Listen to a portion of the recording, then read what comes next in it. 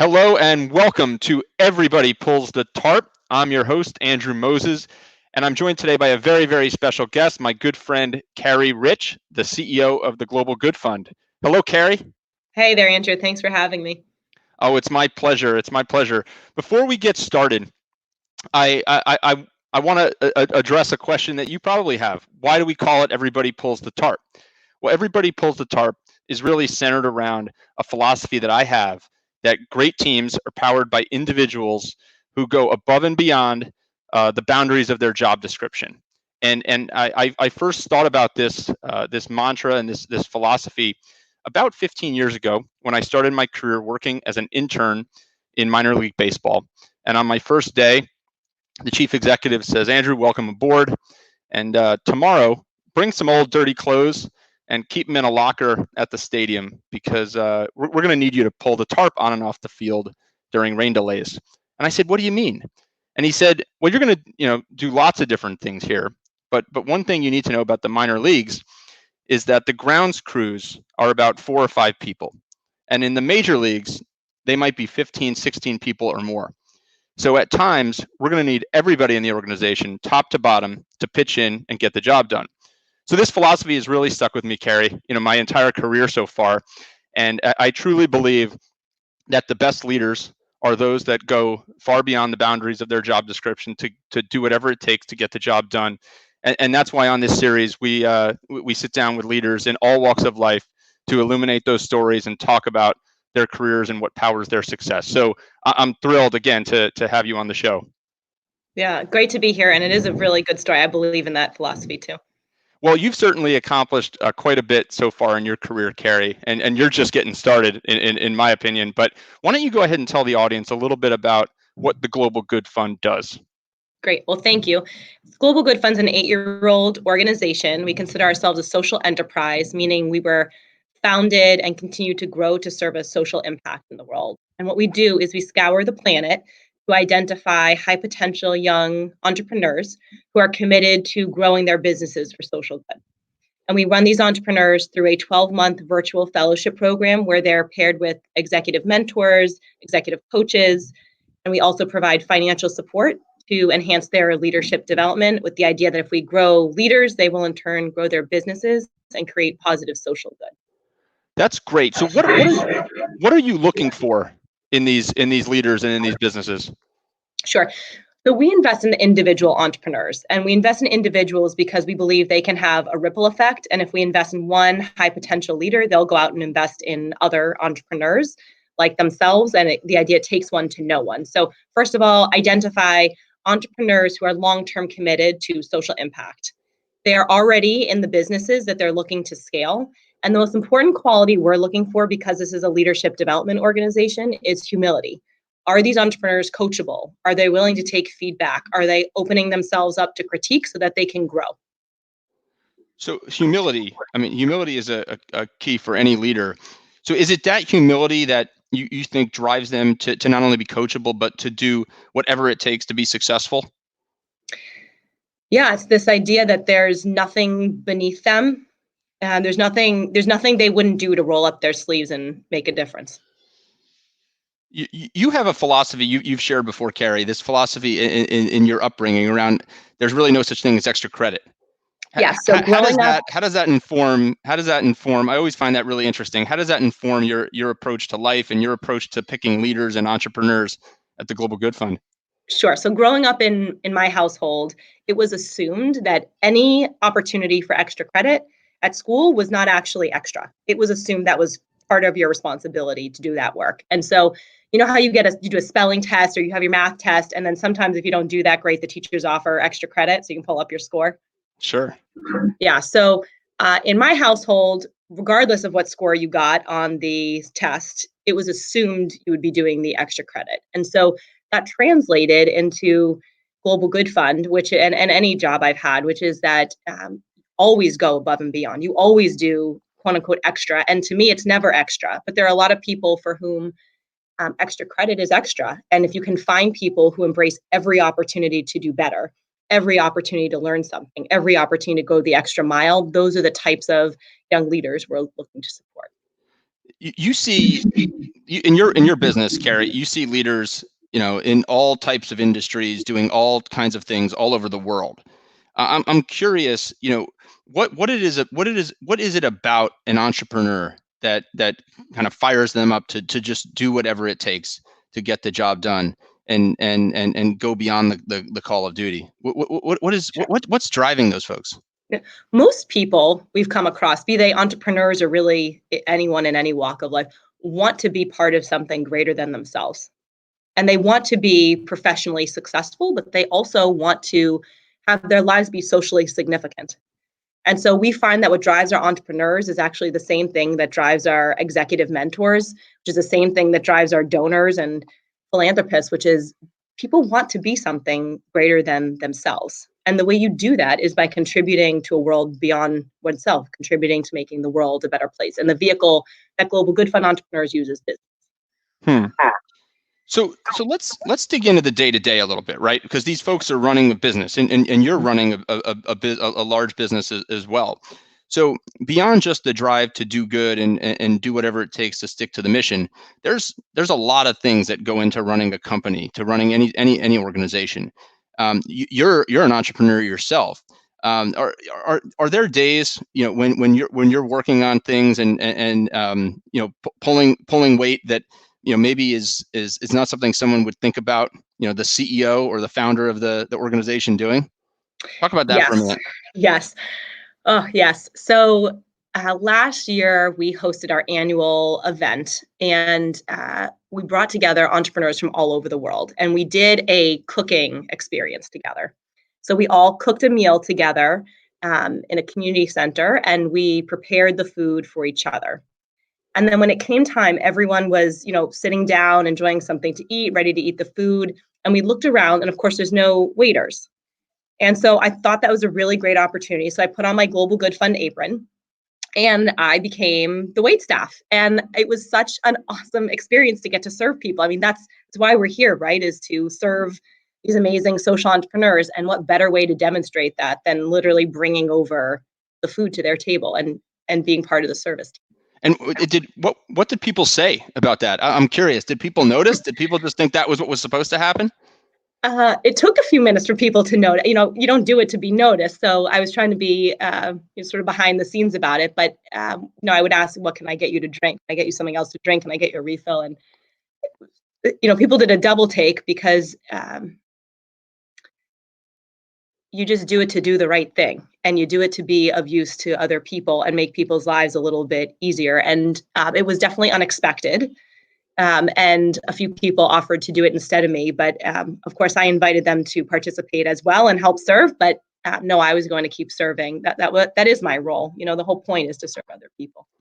Yeah, and I think sometimes it's about realizing that you're bigger. The program or the event or the initiative is bigger than any one human being. Even in your case, the CEO.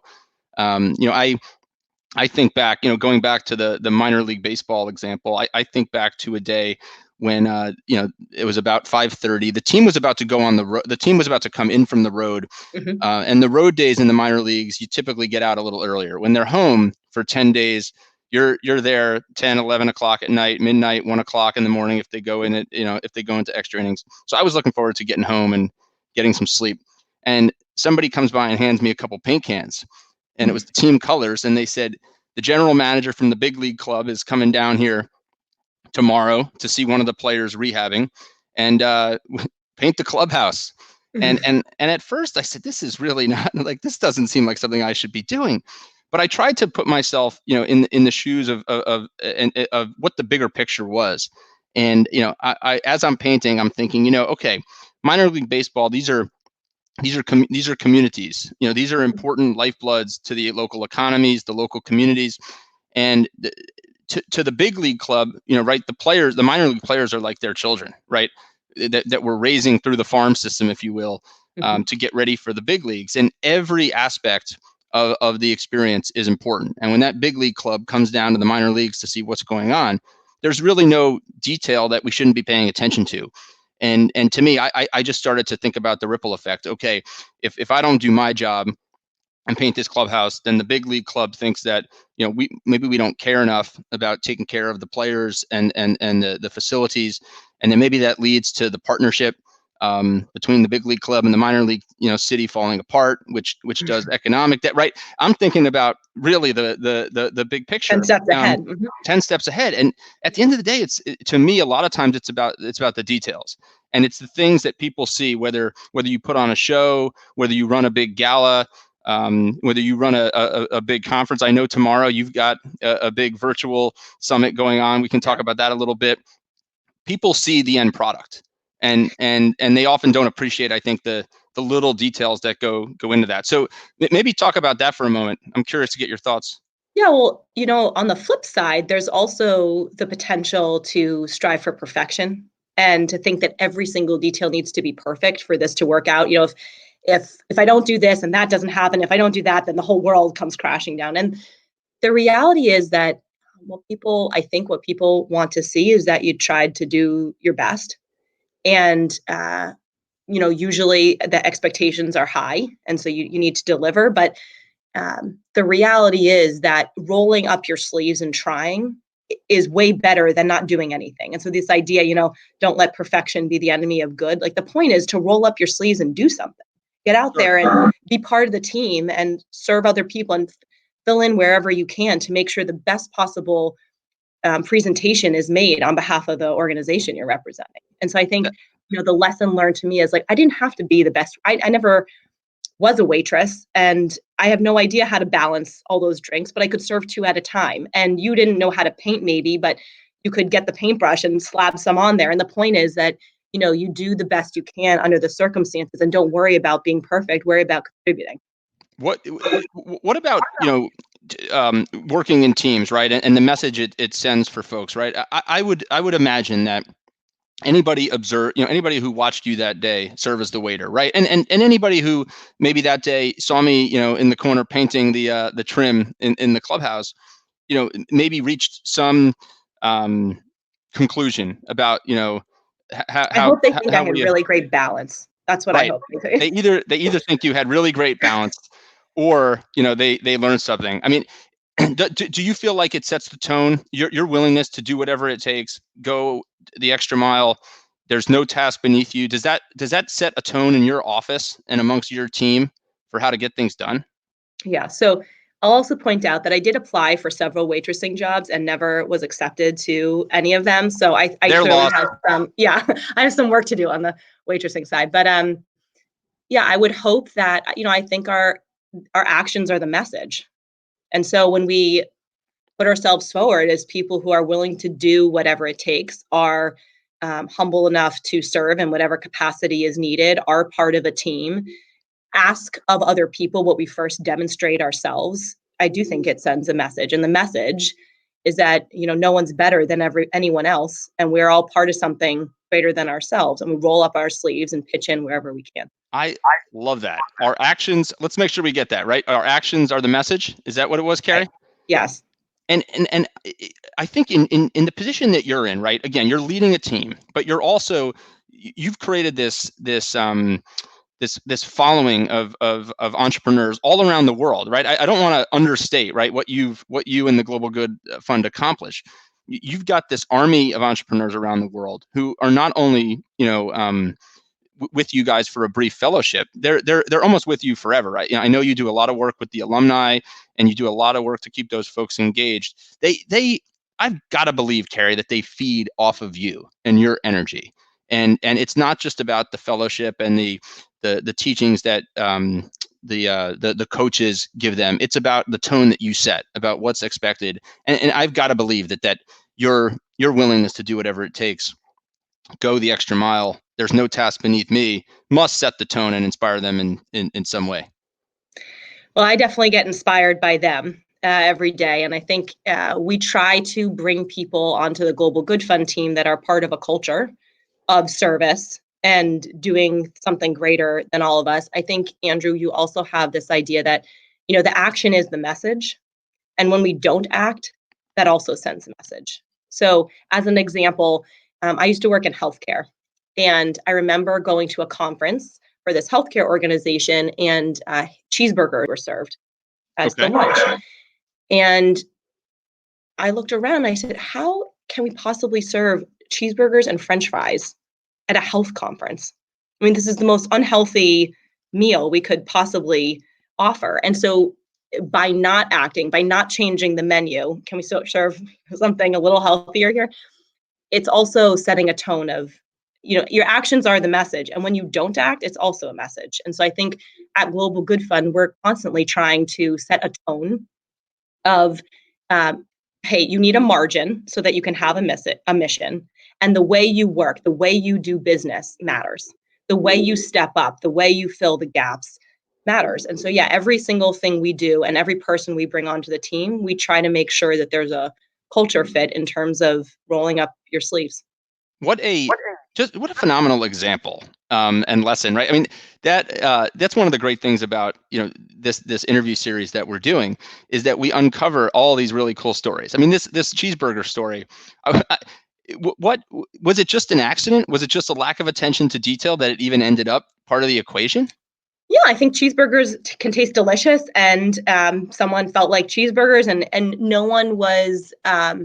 That wasn't the focus of the event. The menu wasn't the focus of the event, but gets back to what you said before. With every detail matters, and so the idea that we would allow that, it gave permission for us to behave in an unhealthy manner within a healthcare context. And so, when whatever we say, whatever we write, however we behave at the Global Good Fund or in any business sets a tone. And so I think it's not only what we do say, it's what we don't say, it's what we don't do, how we don't step up that matters too. And everybody, I think in those settings, right? Everybody might not be watching, but the people that are watching, it matters, and it makes a difference. And I'm sure there's somebody that would have noticed that the tone wasn't right, that the healthcare conference wasn't serving the. Well, I noticed. You noticed. I noticed, and I think, yeah, and I said something because that happened to be kind of related to my that we could do better. I said something, but I think the point here is that